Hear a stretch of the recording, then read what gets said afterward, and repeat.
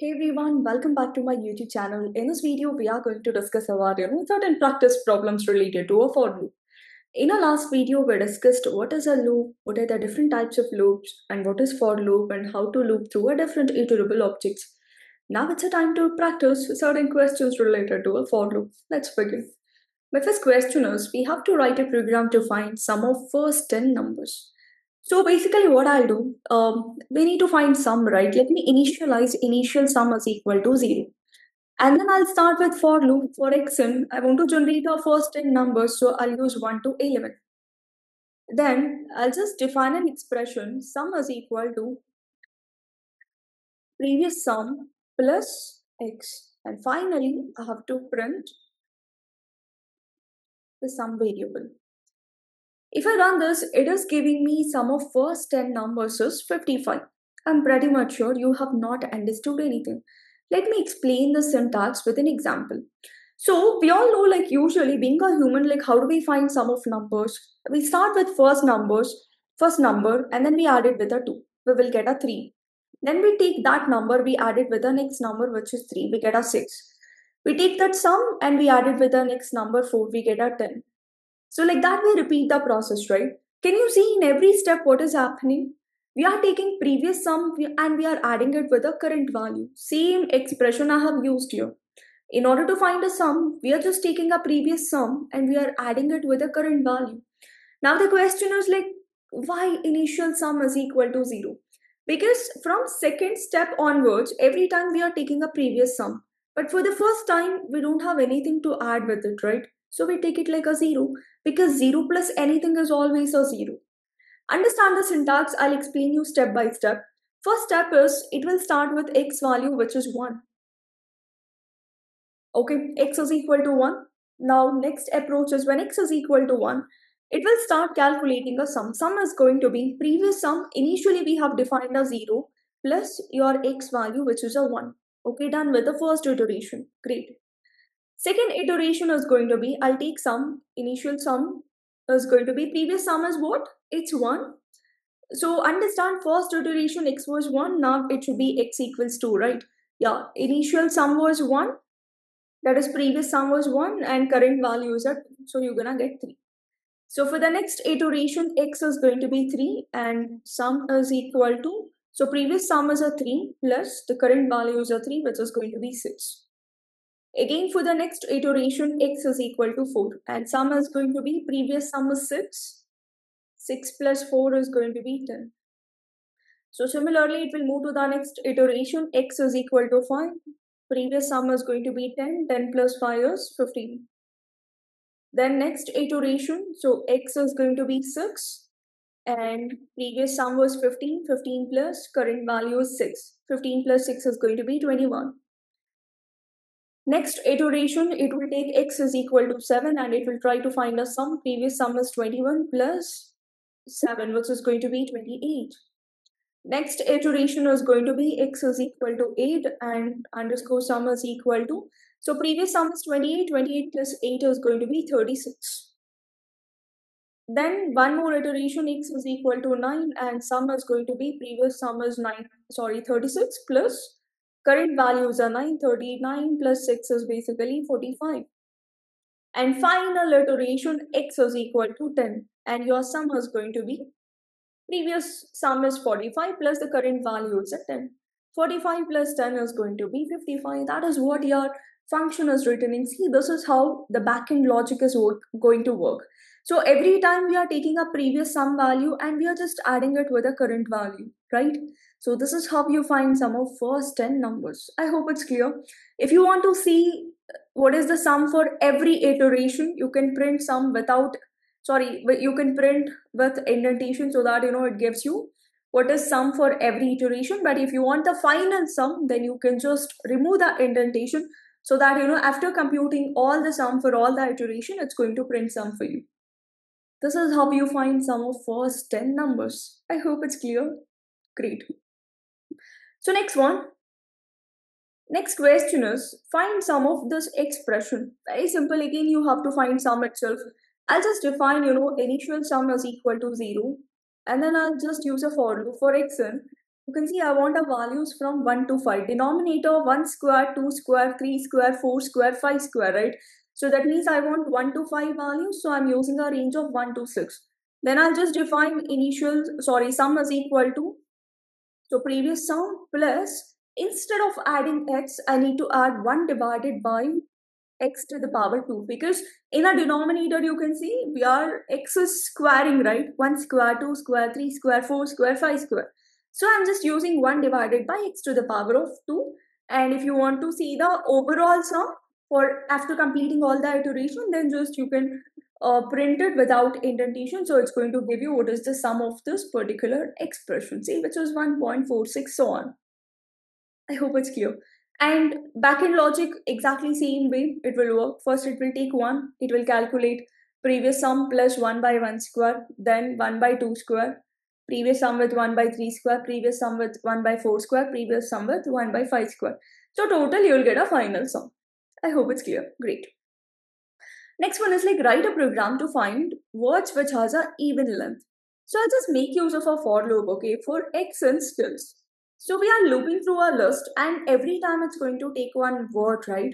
And then I'll write a condition like if length of x is going to be the word in a list. If length of x modulo 2 is equal to 0, because modulo is used for even. If it is 0, it has to print such words. See?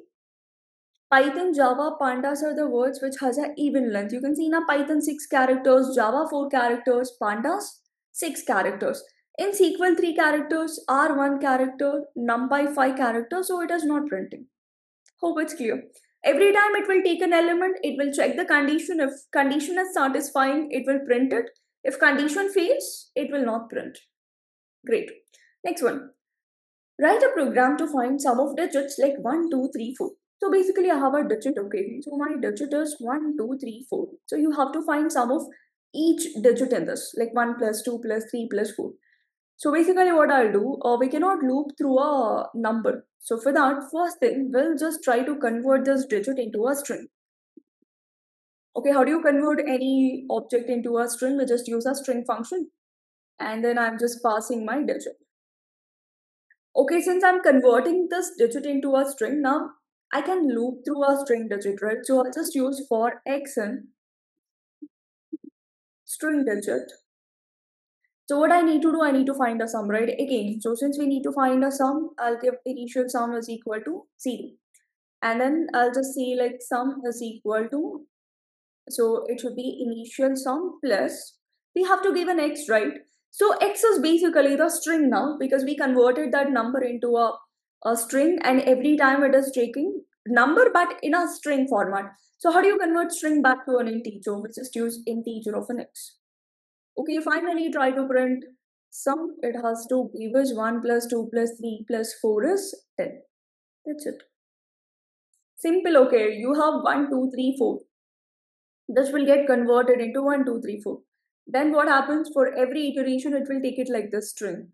So we need to find sum now. So sum is going to be previous sum is 0 plus, I cannot take string 1 because integer cannot be added with a string. So that's the reason we are converting that into an integer using int function like this. So it becomes a 1. Same thing for our next iteration. So it will be string 2. Then your sum is going to be previous sum is 1 and integer of it should be 2. So which is going to be 2 plus 1 is a 3. Similarly, learn like this so that it's easy for you to remember, easy for you to explain when somebody asks you to explain it. So similarly, previous sum is 3 plus integer of, it's a 3, which is going to be 6. So finally, x is equal to 4. Again, 4 is also a string because we converted it into a string, right? So sum is going to be previous sum is like a 4. And then it should be integer of a string 4 is going to be integer of 4, you will get 6 plus 4 is 10. That's your final answer. I hope it's clear. Great. Next one. What if I want to write a program to find the product of first 10 numbers? Always remember, when it comes to a sum, by adding which number to any digit, you get back the digit itself. See, 100 plus 0 is always a 100 itself. When you add 0 to any number, you get back your number. Now the question is, by multiplying what number, you get back the same number. Obviously 1, right? For summing, 0 is like a universal thing. When you add that with any number, you get back the number itself. Another case, in for multiplication, whenever you add 1 with any number, you get back the number itself. So in order to write a program to find the product of first 10 numbers, what I'll do, initial product, I'll just give it like a 1. Okay, then I'll just make use of a for loop for x in a range of 1 to 10 we want numbers. So I'm using 1 to 11. And then you can just define product is equal to previous product, same concept, into your x value. So how do you multiply 1 times 2, 2 times 3? So we are taking previous product and we are multiplying it with the current value, right? So same concept as sum, but you just need to use asterisk symbol here and initial value should be 1. See, product of first 10 numbers is going to be 3628800. Hope it's clear. So similarly, you can draw a product of a digit. So basically we have a digit like 1, 2, 3, 4. Again, same thing. Try to convert into a string digit using string function, string of your digit, and then initialize your initial product as 1. Then just use a for loop for x in string digit. Every time it's going to take a string digit, right?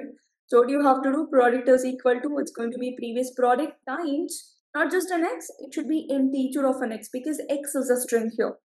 And then finally, try to print the product. You know what would be 1 times, 2 times, 3 times 4. 4 3s are 12, 12 2s are 24. So this is how you find product of a digit. Hope it's clear. Great.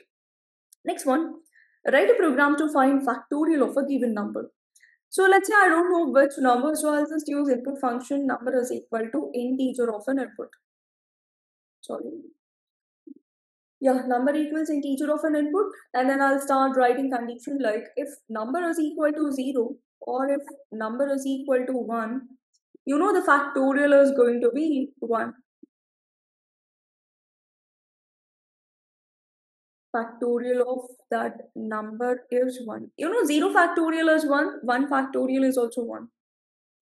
You know what is factorial? You people might have studied about a factorial in your lower classes.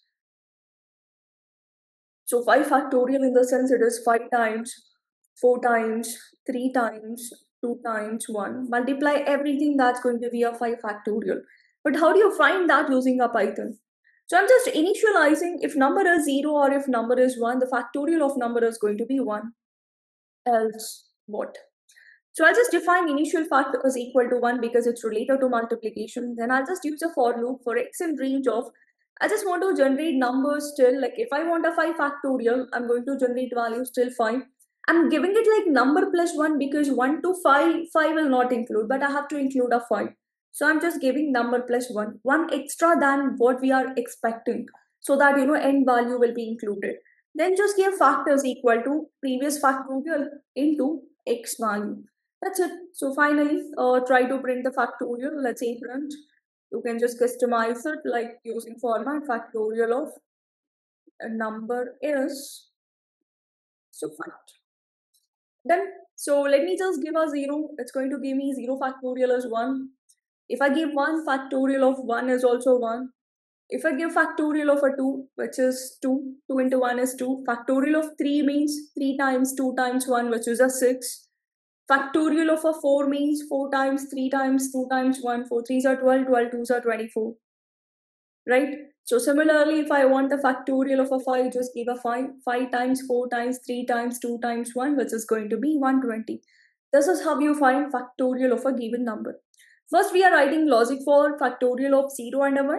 And if number is not 0, 1, if it's more than 1, in that case, we are using else and we are defining factorial logic. I hope it's clear. Every time it is taking value and multiplying it with a previous factorial value. Hope it's clear. You might be knowing 5 factorial in the sense it's actually 4 factorial into 5. It's actually 4 factorial into 5. So previous factorial multiply with the next one. Like this. So factorial is going to work. I hope this is clear. I hope everything so far is good. Okay. There are 3 more questions. We'll try to solve it. Not 3 more, actually 4 more. Yeah. Can you find occurrence of each character in a alphabet? So basically I have a text here. Okay. So text is alphabet. Okay. So I want to know like how many times each character is repeating. So I'll just initialize initial count, not really the count. Let's do one thing. I'll just create one empty dictionary, okay? Because look at the result. I want result in a dictionary format, key and a value pair. Okay, then I'll just make use of for loop. I'll just use for x in text. I'm looping through a string, and then we'll say, okay, for x in text. I'll just call my dictionary, and you know how to create a key in a dictionary. So it should be like a of x.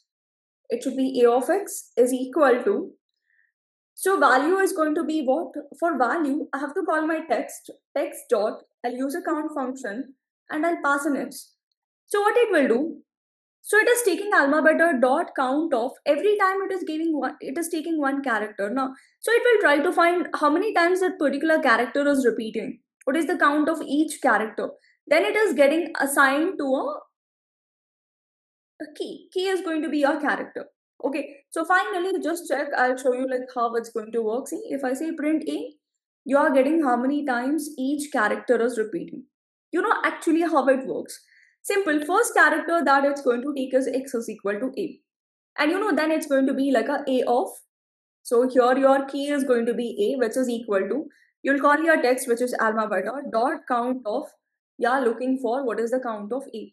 So basically what happens, it will create a dictionary in which a key is A, and how many A's you have?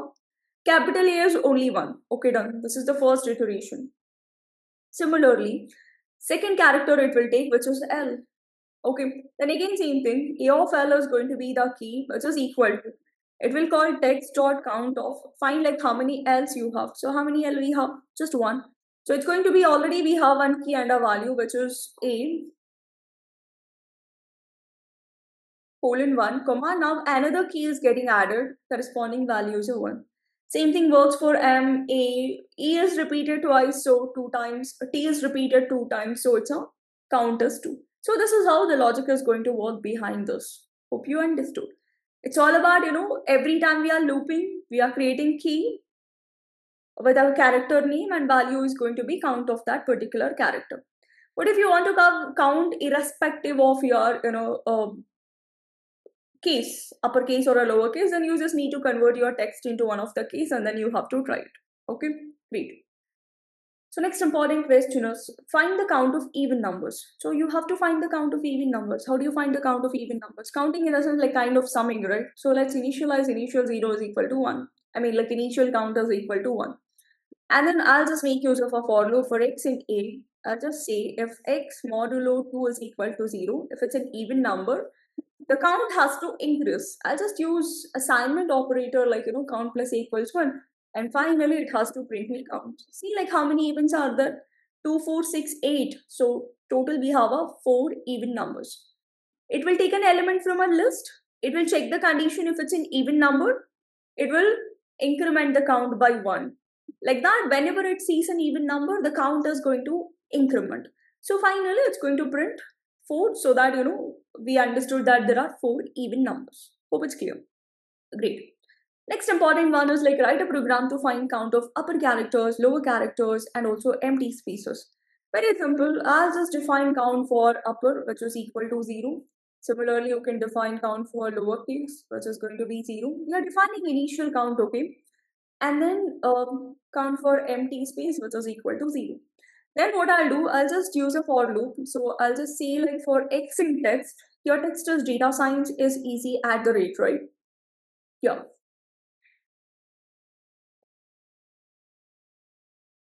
So let me just say like data science is easy. We are counting only upper characters, lower characters, and empty spaces. Okay. So then I'll just start with the first condition. If x dot is upper. Is upper is a method which we use to verify whether it's an uppercase or not. Okay, if x dot is upper, then count upper has to increase. How do you increase? How do you increment? Using assignment operator. Then elif. If x dot is lower, if it's in a lower case, then we just need to call count lower plus equals 1. Then we have an else condition. If it's not in uppercase, if it's not in lower case, then obviously it should be an empty space. Count empty plus equals 1. So finally, you can just print If you want an uppercase, you can just call count upper. If you want to see like how many lowercase values are there, just give a text like lower, and then it should be count of lower. What if you want to print empty spaces? Then it's going to be count M, like this. See?